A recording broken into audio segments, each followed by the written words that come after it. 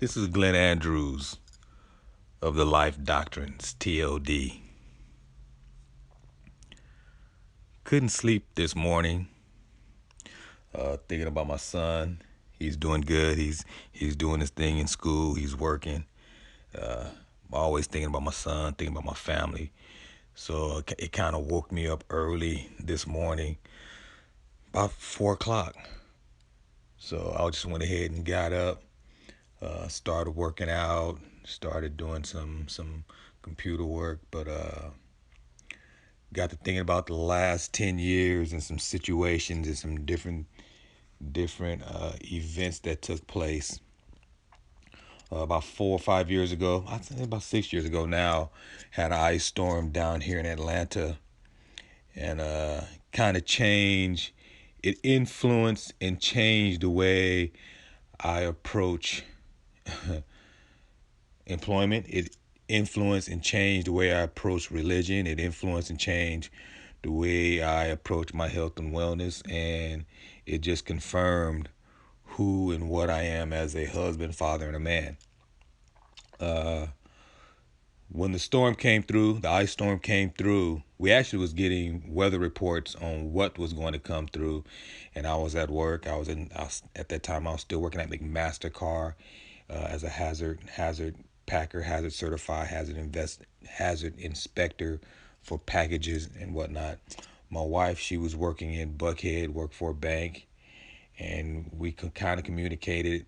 We communicated about where we are, what we're going to do, and what was the logistics around 12 to 1 o'clock that afternoon. My kids, they were in school, Hiram High.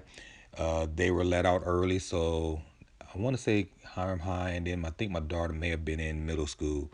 But they both were let out of school early and were staying with my parents. So we knew they were at we knew they were safe and back near home. Um, so anyway, the storm came through. I had a chance to leave around 12 for my job, and I didn't. I stayed just to do some work there, being having the work ethic, and I stayed about an hour and a half later than I should have. However, what it did, I tried to get home, tried to make it a few ways, and all those ways it was just too slippery, and it was just a lot of folks just broke down. So I ended up being on I-20. I can see Six Flags on my left. I can see a tractor company on my right, and I was stuck there about starting around eight to 9 o'clock, and this all began at noon. My wife, she was stuck down at Grady Hospital, downtown Atlanta, and both of us had full tank of gas. I had my truck. She had her SUV, and it was tense. But one of the things that came out of it at that time, I always been working out. My wife was running marathons, and we were FaceTiming and Skyping the kids all through the night. About 11 or 12, my wife started to get a little bit upset and a little bit afraid. And one of the things I had to assure her of is, one, she was around a lot of other people, men and women, who are also stuck, as well as I. But also, two, why do we go to church if we can't get through a situation like this? Why do we exercise and train and eat good and drink water if we can't get through a situation like this? She had a weapon. I had some weapons. So if anything got out of hand, you know, either one of us could have took care of ourselves in each location we were at.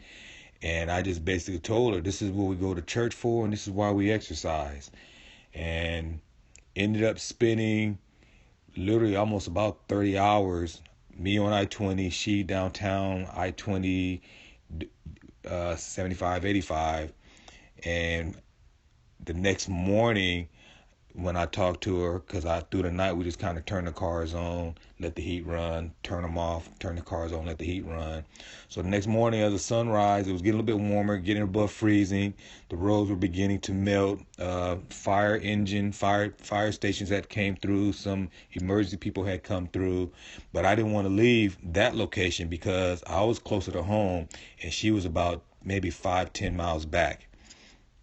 So I told her that next morning about 8 or 9, it's 26 miles from my house to Six Flags.